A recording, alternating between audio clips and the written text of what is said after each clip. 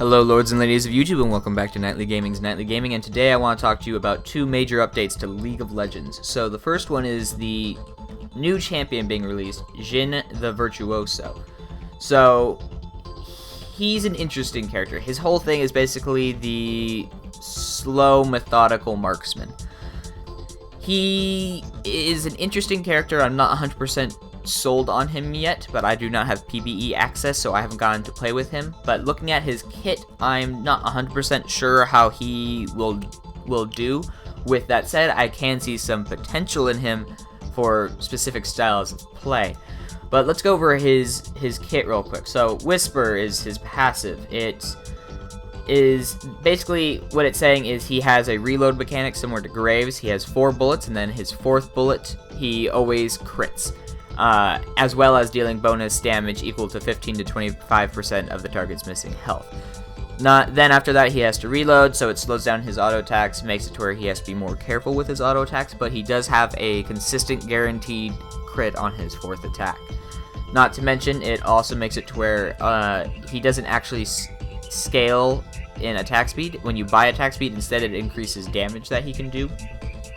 It doesn't actually increase his attack speed. And that's one of my big concerns with him is, yes, he might be able to do quite a bit of damage, but his auto attacks can't be sped up, which with that guaranteed 4th crit is something that people very much want to do. But at the same time, if he gets a guaranteed crit every 4th bullet, I can understand why they would remove the scaling attack speed, because then he would just constantly be critting people, and that's what people want to avoid. He'd become very unbalanced, he'd have too much consistent high damage. So I can't necessarily fault them for this. Plus, it's an interesting change. But he definitely seems like he's more of a caster marksman. So let's get into his other abilities. So his Q is called Dancing Grenade. He launches a cartridge at a targeted enemy, and it does some damage, and then bounces up to a maximum of 4 times. Not bouncing 4 times, hitting a maximum of 4 targets. Each kill by that cartridge increases the damage by 35%. So if you bounce it off of 3 minions and you kill 3 minions, it is now grown in damage 35% on top of that 35% on top of the 35%. And then if you hit a champion, it is going to do quite a bit of damage.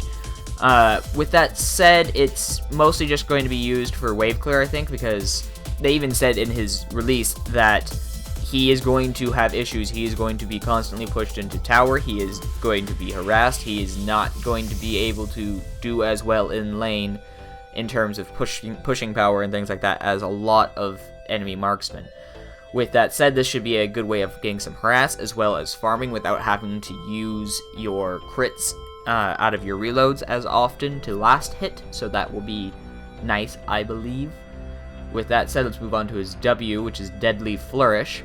So he fires a very long-range attack that stops when it hits the first champion, but it also will do 65% of its total damage to minions and monsters that are hit along the way. So it's a very, very long-range attack. And with that said, he is able to hit an entire minion wave and do a substantial amount of damage, as well as be able to potentially hit someone safely who is backing under tower, without having to get too close to them and potentially risk being counterattacked. So it also has the potential to combo with basic attacks and some of his other abilities, which is basically, it will, if it lands after they've been marked, it will root them for 0.75 seconds and then grant some movement speed on top of that, which makes it to where he can actually do some pretty good chase with it. But it still seems like mostly good for the range, in my opinion, as a long-range harass kind of a thing, as well as potentially checking areas to see whether or not there's someone there, and whether or not they're going to gank you, checking pushes that you're going to walk into, things such as that. With that, I want to move on to his E, which is probably one of his favorite, if not the move that I think is his best move by far. It's Captive Audience is his E. So he places an invisible Lotus Trap at a target location that lasts for 2 minutes. So it is visible when he's first putting it down, similar to how Teemo mushrooms work, but then it goes invisible, once again, how Teemo mushrooms work, and then it sits there for 2 minutes. And it's activated when someone steps on it, which then lets you see the enemy that stepped on it for 4 seconds, but it also leaves behind a slow field and detonates after 2 seconds, doing quite a significant amount of damage. What's interesting is that slow field. That means if you set them up strategically around your lane behind you, then as you're retreating, for example, from a gank or something, they're going to have to walk through this slow field. They are going to potentially have to walk through it to get through a tri-brush, and it reveals them so you'll see them, not to mention slows them so they can't get into position to gank you as easily. All sorts of things like that. Not to mention, like I said, it does do a decent amount of damage, and with that slow, it's not totally impossible for them to get stuck in that field and detonation. If they get confused about what's going on, decide to try to turn around, something like that, they could get damaged. Not to mention, like I mentioned before, Deadly Flourish will actually root them if you hit them after they've been marked. So that is quite an effective combo. With that said, it also has a secondary thing called Beauty and Death, which is when Jhin kills an enemy champion in Lotus Trap, a Lotus Trap will spawn and detonate where they were killed. So that means when you kill someone, instantaneously a Lotus Trap is dropped.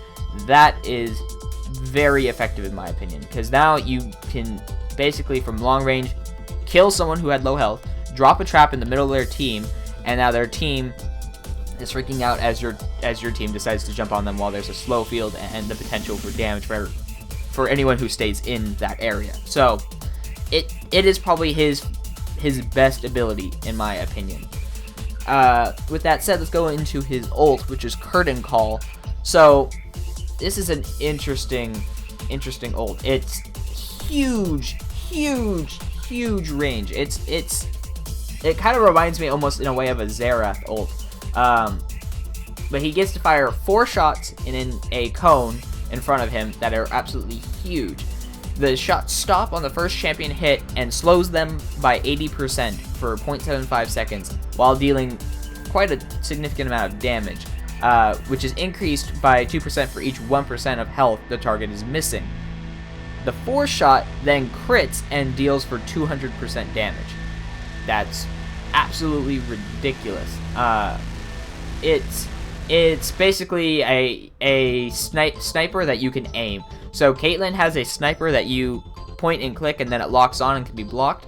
This one can theoretically be blocked also, but you can aim it, so it makes it much more difficult. You get to shoot straight lines. So with that said though, it is a skill shot that you're probably going to want a blue trinket to try to find them before you start zapping away.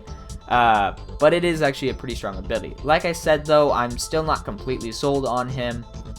I feel like we are going to see him more as a mid lane marksman, more than a bot lane marksman. At least that's me personally. But then again, with his lack of wave clear, it could be that he's not suitable for the mid lane because there's so much pressure on his turret that way. So I'm not quite sure. I don't think he's going to do particularly well in the bot lane in a 2v2. I don't think he's going to do particularly well in the mid lane because he's going to get pushed in the tower. So I'm not 100% sure where he's going to thrive. With that said, he has a bunch of abilities that make it to where he can have some really unique and interesting gameplay. I'm just not sure of how he's going to ever get to use that gameplay. His base skin is interesting enough. He looks almost like a marionette in a lot of ways. He's very interesting. Kind of reminds me of like an old school opera type look. With that said, his release skin I don't care for so much. High Noon, it's kind of basic, and it's I don't know. I'm also not a big fan of Western style, so maybe that could just be it. I will admit the particle effects on it are actually very nice. They almost start looking like Graves particle effects, so that's very interesting, which you can pick that up for 1350 RP based on what they're saying as of now. With that said though, I want to move into the second big update, which is the champion update for Shen. So Shen is one of my favorite champions. as of the last year or so. I loved his playstyle. It's very interesting. His rework makes him more interesting as a champion, I'd say, overall, but they've made it to where he has one issue I am very, very, very worried about. With that said, so he has the ability to move around this spirit blade. It's this little ghost blade now that is floating around. So he can now get a shield when he uses spells on allied or enemy champions. Will reduce the cooldown. It's his passive now. So let me read it off. Shen gains a shield that absorbs 52 to 120 plus 14% bonus health damage for 2.5 seconds after casting a spell. So spells, when he uses them on an allied champion or an enemy champion, reduces that cooldown by 4 to 7.5 seconds depending. Which is good. It's good to make it to where he's going to more consistently have a shield, making him late game a real tank monster just because of this massive shield he'll have on constantly. But it's the rest of his kit that I am interested in but worried about. So his Q, Twilight Assault, drags his Spirit Blade back to him, and enemies that it hits are slowed by 35%, as well as it then buffs up Shen's attack, next 3 basic attacks. So he hits for some good AP damage, as well as max health as bonus magic damage. And if the Spirit Blade collides with an enemy, those basic attacks deal even more damage, and it increases his attack speed by 50%. So that has the potential that if you land it, it makes it to where you basically win that trade if you do a short trade. Prolonged trades, I'm not 100% sure on how that would go, but it should still be fine. It's on a relatively long cooldown that you're only going to get to really use it once in a team fight early on, or once in a fight early on, but then multiple times, potentially 2-3 times, even in a long team fight later on in the game. Most likely 2 times at best, though. So it's interesting, but that's one of his abilities that gives me a little concern, because it's so reliant on the energy sword, which is going to make it to where people are going to want to get into different kinds of positioning to drop the energy sword, as well as to use the energy sword, which is going to be one of the issues I see with him, because he doesn't have any real range, so he's going to have to primarily focus on using his other abilities to get in and out, but he doesn't really have any range, so he can't harass you away, get it to a position, drop the dagger using something, and then move along. So it's worrying for me. His W is called Spirit's Refuge. This is one of his most interesting abilities. I tend to like to play support and or tanky supportive top laners that basically just control the enemy and keep my enemy team, or the enemy team, from killing my team, from killing my carries. I like to hold them down and CC, that kind of thing. So I like to have team-oriented abilities, and this is what Spirit's Refuge is. Basically, I drop down a barrier that makes it to where any allies in that barrier cannot be hit by auto attacks for a period of time.